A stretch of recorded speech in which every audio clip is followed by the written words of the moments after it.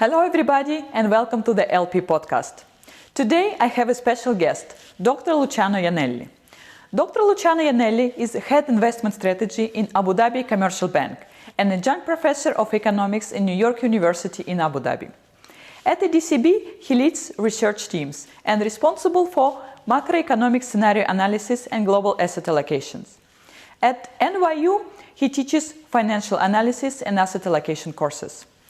Dr. Luciano Jannelli is a frequent speaker in international economic and investment conferences, as well as regular guest in Bloomberg, CNBC, and other prime financial TV channels. In this episode, we are going to discuss the current economic situations, what was the reasons for this, and the possible way outs.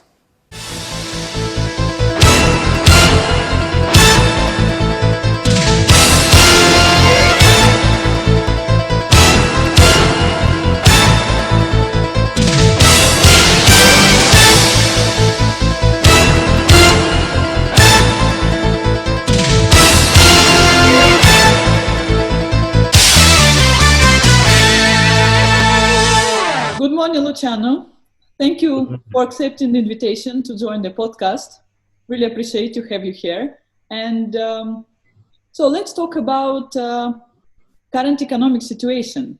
We want to understand where we are right now. What is the current economic situation? And actually, what was the causes for their downturn? So this crisis has been caused by something quite unique. And it has been compared to a war for that reason, because suddenly all economic activities had to cease, had to stop. And that, of course, is causing a massive contraction in income, because people cannot generate income. And that in and by itself, of course, GDP, whenever the way we measure economic expansions and economic contractions is basically by income coming down. The GDP is income, it's the national income, it's the aggregate of all income. So that's basically what it is. And in that sense, it's a bit like a war, a massive compression. Now, I would like to add something, and I think that's sometimes overseen, that it's true that you have a massive contraction in income, but you also have many people who have so low incomes that they haven't been able to save money. And we have had this discussion about inequality going on in developed economies for many years. So we had for many years basically a contraction in incomes, or not a contraction, a stagnation in incomes of an increasing part of the population. And as a result, these people haven't been able to save. And obviously, if you haven't been able to save, then if this happens, what can you live on? That is really the deeper underlying cause. And that's also why of the difficulties we are in. And that's also why the governments and the central banks are doing everything just to give money to people so that their balance sheets don't deteriorate, that they can still buy food, they can still buy the electricity for their houses, the heating, you name it, the air conditioning, wherever they are, what would be necessary. So that's basically the situation we are going through now. So, and that means the cause of the situation of this crisis and happened not now, it was a long-term reasons for this. Well, no, I think any economy would have been hit. But the point because suddenly you are not earning money anymore. But the point I would like to make is that some people can afford to not earn money because they have savings. And in the developed economies, and I think this is something that is it's sort of understood, but not always explicitly said. In the developed economies, you have had, the lower income segment has been stagnating at least since the 90s. And a lot of people, especially in the US, in that segment have taken on in the past a lot of debt. Over the last 10 years, they have run down that debt, but at the expense of putting less money aside, of course, because they had to run down the debt. And so a lot of these people are now having very serious difficulties. Whereas people, perhaps like you and I, who have saved some money, or who are lucky enough to be in the higher skilled income segments, work for companies that keep on paying money to them because you work from home. But this is another characteristic of this crisis.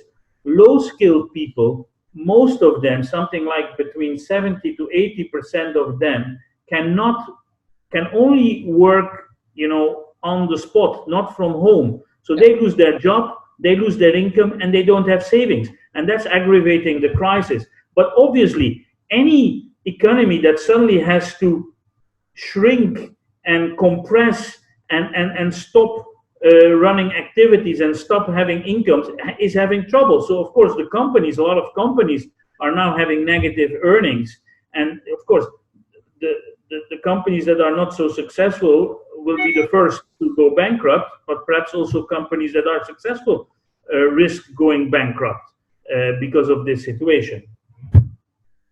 Wow, that's interesting and very, very sad, actually sounds. Yeah, it's a war economy. I mean, basically what is happening is that the governments are running massive debts, are issuing bonds, and are just asking central banks to print money, and they are giving that money to the families and the companies.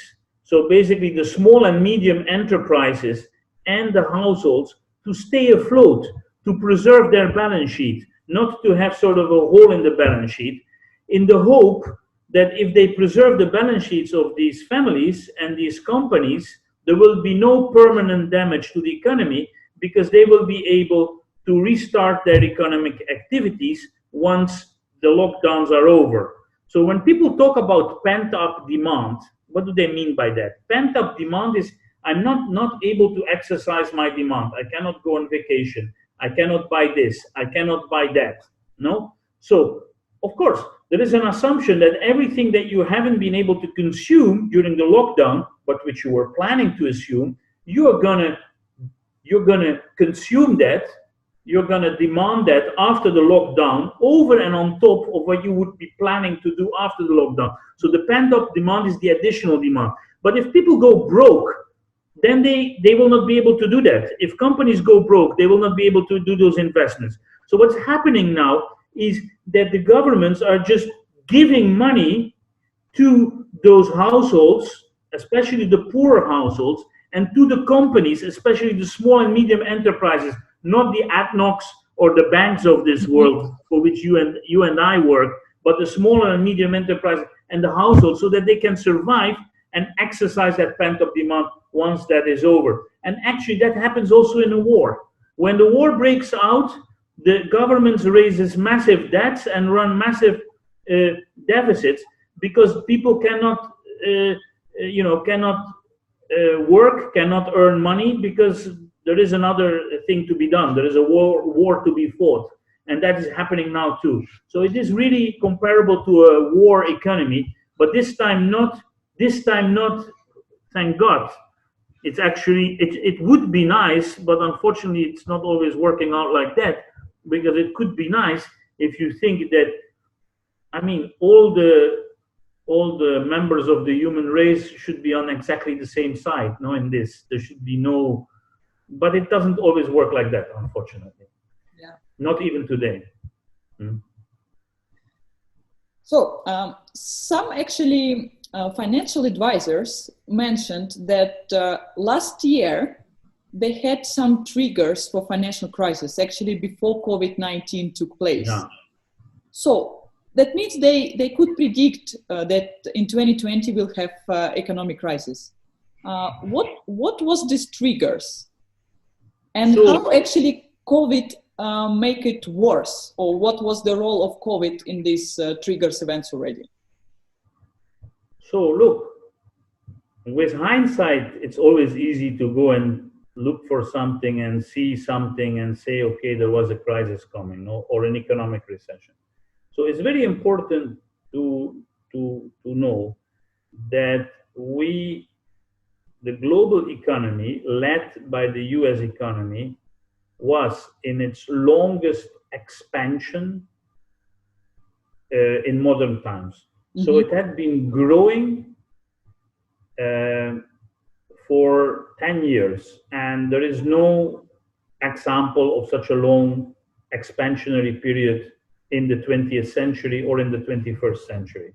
And before that, we were not looking at these things, we were not measuring them. So for all practical purposes, this is the first time.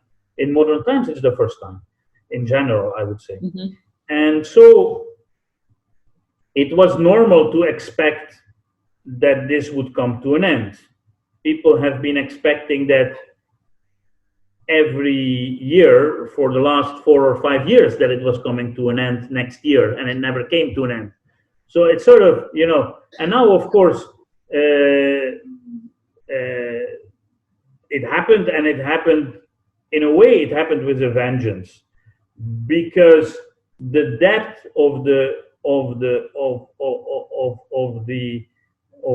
recession is tremendous. I mean, we are talking about a contraction in economic growth that this year in countries like US and in the European Union could be 5% for the whole year, and that would bring us to a global recession where the entire world, including the emerging markets, have a contraction. That's also something we never saw before. So what we usually had is, when we talk about the global recession, it's never really a global recession, because the advanced economies, they contract mildly, so between 2 and 3%, or between 1 and 2%, little. And the emerging markets, they grow slowly, they grow 1 or 2%. Now we are having something we have never seen before. We see the developed economies contracting in a very short time, something like close to 5%, and we see emerging markets going in negative territory, something never seen before. So this is what we are seeing now, and people who are saying we were expecting this is not exactly correct. What people were expecting is that we were going into some slowdown, and you could have seen that from the fact that the yield curve was negatively sloped, which means, is a technical word, but it actually exactly means that the long-term interest rates are lower than the short-term interest rates. Now, since the long-term interest rates are an average of many short-term rates, people deduce from that the short-term rates must come down too. And when do the short-term rates come down? When the central bank sees that we are going into a recession. So people can predict this, and this yield curve always predicts the recession. But it predicts the recession, but it can predict it within 1 or 2 years. So I find these discussions not very useful. We were going into a slowdown, and we were expecting that. It could have been managed. It could have been a mild recession. It could have been a 1-quarter recession, which technically is not even a recession. It wouldn't have changed our lives. What really matters is that then something happened that the yield curve was totally unable to predict. So if people talk about these indicators before COVID, that we were going in towards a slowdown, I think it has not too much to do with it. Now, but I think there is another discussion which I find much, much more interesting. And that is, was this thing unpredictable? Was this a so-called black swan? A black swan is something totally unpredictable. And a lot of people have been saying COVID-19 was a black swan because this was truly not predictable. And that is wrong too. That is wrong too. This was not a black swan. This was a systemic risk. A systemic risk is a risk that is inherent into the system and that you can sort of expect to occur. You cannot predict when it will occur, but you can be prepared for it. And governments refuse to prepare for it. And governments prepare for other systemic risks. And I'll tell you, I'll give you an immediately example. It's the same example I already used at the beginning of our discussion. War is a systemic risk. Countries have standing armies. We have been spending, over the last 70 years, billions on standing armies. And we have, in Europe, we have never been invaded, but we have been spending money on that. But we have not been spending money on sufficient intensive care units in our hospitals, sufficient ventilators. So it was something that could have been, we could have prepared for it without predicting it. Because the systemic risk, you cannot, like most risks, you never know when it happens. You just need to be prepared for it. So that was the mistake. However, I think this is then an interesting introduction to something that I would like to say about how we get out of this. If we are able to prepare for it, then we are able to get out of it too, no? Absolutely. And we have made such an advancement in science that, we should now get through these lockdown periods. And then after the summer, probably we will be prepared for a second wave. Might it occur? So we should probably avoid lockdowns, and we should avoid the economic crisis, because we are human beings and we are very, we behave very stupidly when everything goes well, and we are very greedy and we don't think about preparing and spending money on ventilators, but we get very good when we are pushed with our back to the wall, right? And so we will be ready for the second wave, and we will probably, therefore, once we are ready for the second wave, suddenly get out of this very quickly, as quickly that we got into this. So in this regard, this is not like a recession that we usually have. When we take the last big recession in 2008, we really had this problem that people had spent too much and had accumulated too many debts. So you don't know when people feel wealthy enough that they start spending again, no? So when that happened in September 2009, 1 year after the Lehman crisis, and we didn't know that we were getting out of the recession because we didn't know if people felt rich enough, had to reduce their debts well enough. And so, in fact, we were getting out of the recession in September 2009. We didn't know that, and some companies were still firing people, and unemployment still went up well into 2010, even if the economy was picking up again. This will be different. We know everything. We have sequenced the virus in 2 weeks. We sequenced it. It is fantastic.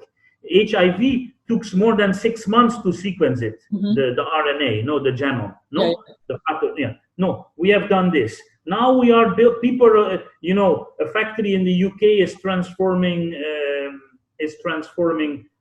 vacuum cleaners into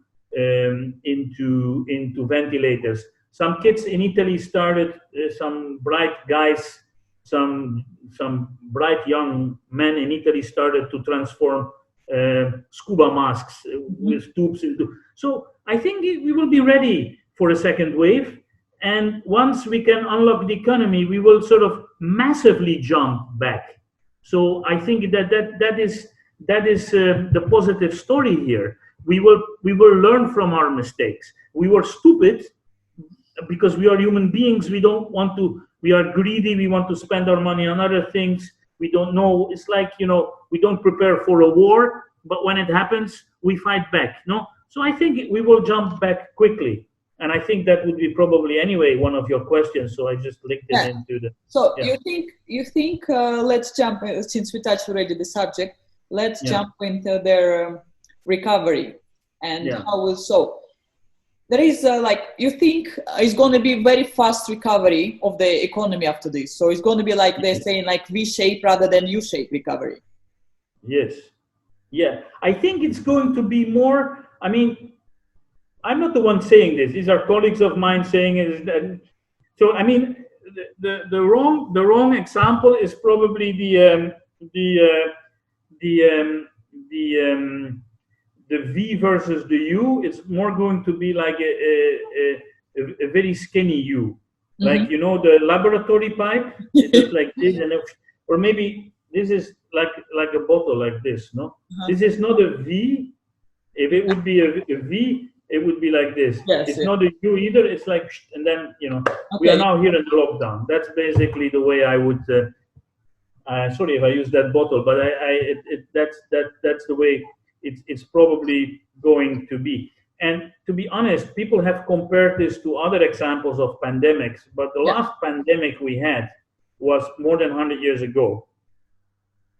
But you cannot compare, because people is a bit like the example of the recession in 2008. Economic science is not able to exactly know when people feel wealthy enough that they can start spending again. That was the problem in 2008. In 1918, 1919, when that pandemic occurred, people did not know what it was. They had no sequence of it. They had no idea on how to create treatment. They had no idea how to eventually create a vaccine. No, and so it's totally uncomparable. We know how it looks like, and we also have a much better idea on how we can protect ourselves against it with our behavior.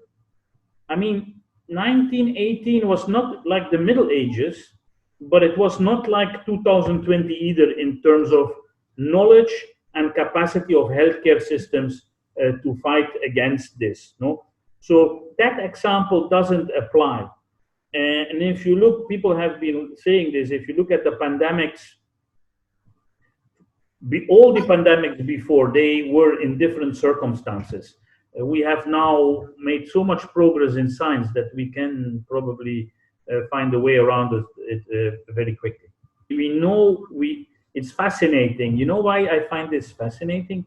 Because you hear so much noise about this. No, how many mutations? In what climate is it more dangerous? In what climate is it not so dangerous? What are the real death rates? It's beautiful because on one hand, we are still so ignorant about this thing, and that's why we are in the midst of this very difficult situation. But compared to any precedent, I mean, it's not an unknown. It's a known unknown. We have an idea on how to construct our way out of this, and I just believe in all these incredible scientists and all this money they're getting from the governance. It becomes a priority, and that's when human ingenuity is just fantastic. No, and I believe in that. I believe in that, and this is the flip side of the human character. That when you push it, it's like you push the human being against the wall. You get the best out of him. Yeah, that's true. And what, for example, can be required from governments now to help economy to recover? Maybe could be required some paradigm shift. So, I think that the government, as I mentioned to you, just needs to give a lot of money. But more in general, I think that we are basically moving away from what people used to call the Washington Consensus, which meant basically as much deregulation as possible, as little state intervention as possible, as much free trade and openness as possible, as little labor protection and labor market regulation as possible. And now this is being all thrown away. Laborers are getting all this so-called helicopter money. So the government is giving massive amounts to money and doing everything to protect the living standards of lower income people, getting the central bank for that reason printing money, which was also something completely sort of taboo under the Washington Consensus, and is also nationalizing companies either by giving them a lot of state loans or by taking equity shares into them. Now, these are temporary measures. In crisis, you undertake those temporary measures. My bet is they will become the new normal. So you do a temporary measure and it remains. So I do think that government debts will remain sustained because there will be much more a need to pay people in need, people who live in precarious living conditions. There will be probably more taxation of companies. There will be more regulation of companies. Normal, no? Once you start investing in them and you start giving them a lot of loans to survive, then you become a decision maker in them, no? Because they depend on you, no? And there will be also a repatriation of supply chains. So there will be less deglobalization, no? So I mean, there will be repatriation of manufacturing supply chains in the healthcare sector for sure. Yeah. And also in food there will be repatriation. And there will be, unfortunately, also more nationalism. So this is what I mentioned to you. No, on one hand, you would say, how is this possible? We all have a common enemy. We should cooperate. But given that the U.S. Households had so many debts already that they were unable to keep on spending as much as they did in the past, and finance also growth in other countries. Given that they were already retreating, the retreat will be accelerated by more repatriation of economic activities within the US. In European Union will do the same, and therefore China will also have to review her position. She will become much less of an exporter, and she will be forced to develop her domestic economy even more, which is not so easy for China to do. Mm-hmm. So you're trying to say that new norm will be that majority of their organizations or even industries will depend on the government, and this government will start, already started as a crisis measure to print in money. So the new norm is going to continue because this organization and industries will become more dependent on the government, and in order to subsidize it, governments have to continue printing money. Well, look, once the economy stabilizes, of course, there will be less need to continue printing money at the same speed, because there will be less need to give aid to companies and workers. So that should stabilize. We should just end up having higher debt over GDP ratios. So if now if now the average OECD debt over GDP ratio, say, is around, I'm not sure, but I think it's something like between 70 and 100% public debt over GDP. It's easily going to go north of 150% debt over GDP. That I can imagine. Don't quote me on these figures. This is speaking, you're going to have this increase. So I would say that then we are entering a stage of probably lower economic growth, which means that debt over GDP ratio might sort of stabilize, but not really come down. And paradoxically, if it is going to come down, it's going to come down because interest rates will remain very low, such that the debt doesn't grow too much because you don't need to pay too much interest rates on the debt. You know, it's debt over GDP. Debt is the denominator, and GDP is the numerator. So GDP is not going to grow that much, such that debt over GDP doesn't come down that much. But debt is not going to grow that much because interest rates are going to remain weak. So I would say that at that point in time, you are still going to have low growth, because the problem really is that we live in a world of excess supply. We have so many things, and there is not too much demand for it because a lot of people have been impoverished. No? And the rich people, they don't feel the need to spend too much. And of course, this means that we keep on moving into a direction where somehow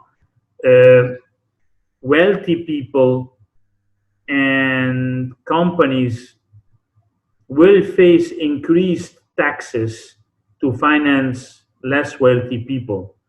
And I'm not so sure if therefore also, you know, the economy will remain that productive. The incentive schemes, the incentives for wealthy people to undertake enterprise are going to remain the same.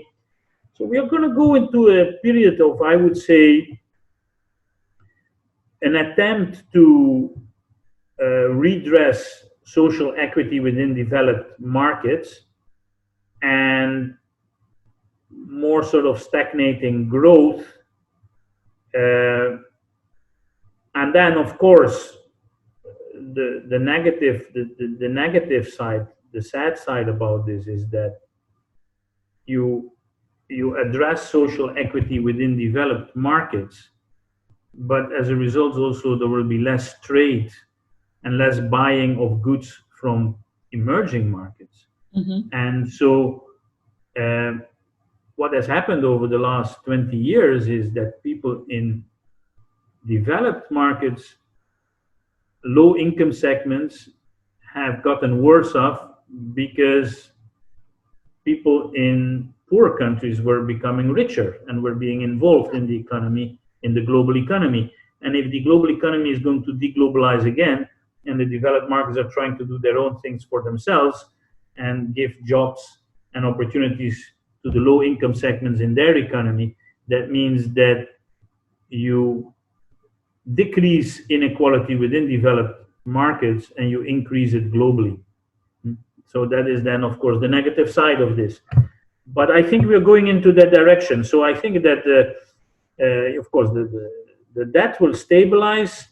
Then there will be more taxation, more regulation, and more repatriation of manufacturing. I would say that these are big changes, big paradigm changes. And that's undoing a trend that lasts at least since the early 80s. So we go back to the 60s and the 70s, if you want. Interesting. Does it also mean that the gap between wealthy and poor people will be increasing, or it will stay the same? It will stabilize within developed markets, as I said, and it will increase between countries. Okay. It's exactly the opposite of what has happened over the last 40 years. Over the last 40 years, it increased within developed markets and it decreased globally between countries. So the victims of this are the poorer people in the developing countries.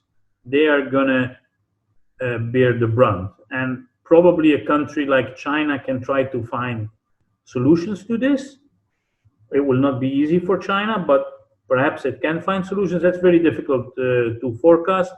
But what's sort of easier to forecast is that the poorer countries who deliver to China, the commodity exporting countries, the Brazils, the Indonesias, the Vietnams, or commodity or low-skilled manufacturing, they are going to probably suffer from this. Okay.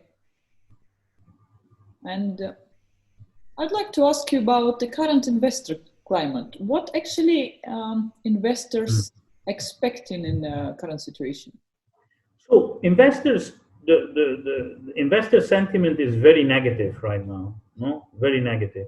That's typically a good sign. That means that investments will do well, no? Because investments always turn around when investor sentiment is negative and crash when investment is positive. It's the so-called herd effect, no?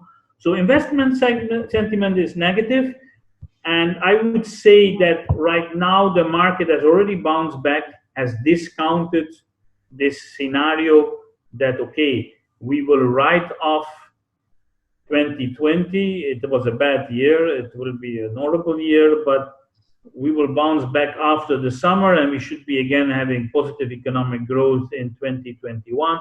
So the market has right now discounted that sort of, and I would suspect that in the short term, the market is going to wait a little bit because it already, it bounced back more than 20% after the crash, no?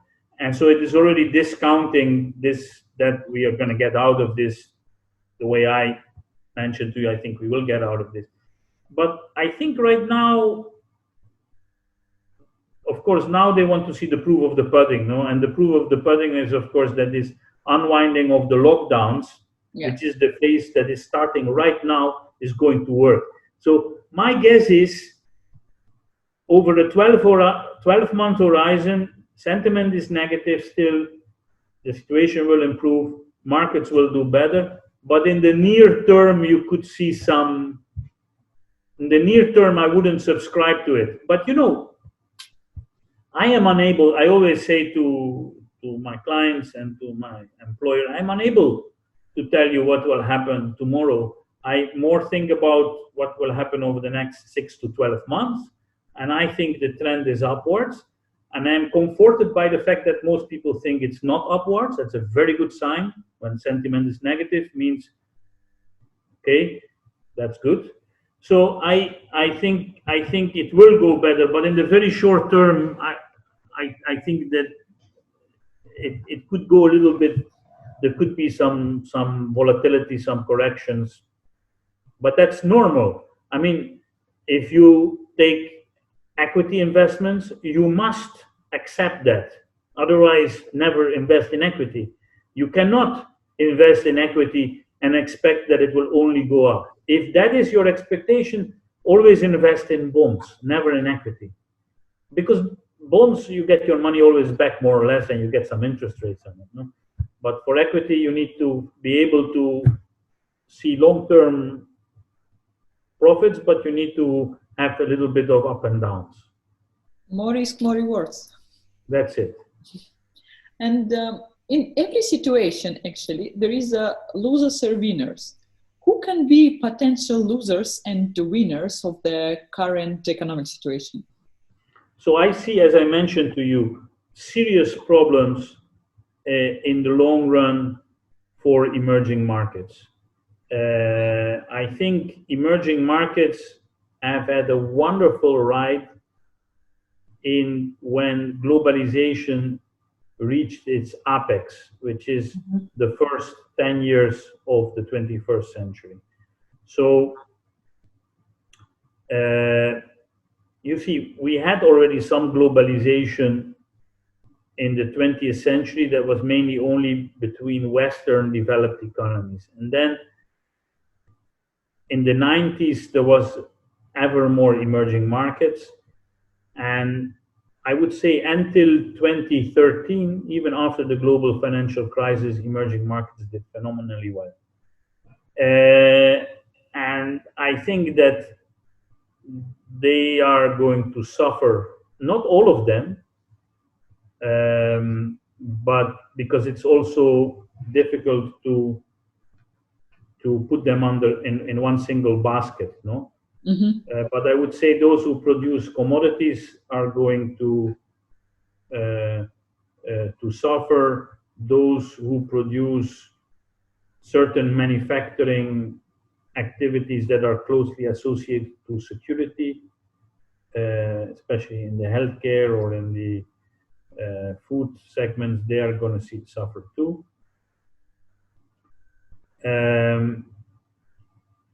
And also some low-skilled manufacturing are going to suffer. There are other trends here like robotization, and so that's also not working in their favor. Plus the fact that they don't have a hard currency doesn't allow them to do this kind of massive stimulus packages that you can see in developed economies, because they would just devalue their currency and they would have serious troubles then. They would become impoverished. Now on the sector side, where I see the losers is more like old economy, which is banks, old manufacturing like cars, energy, no, and the winners are like IT, communication services, healthcare.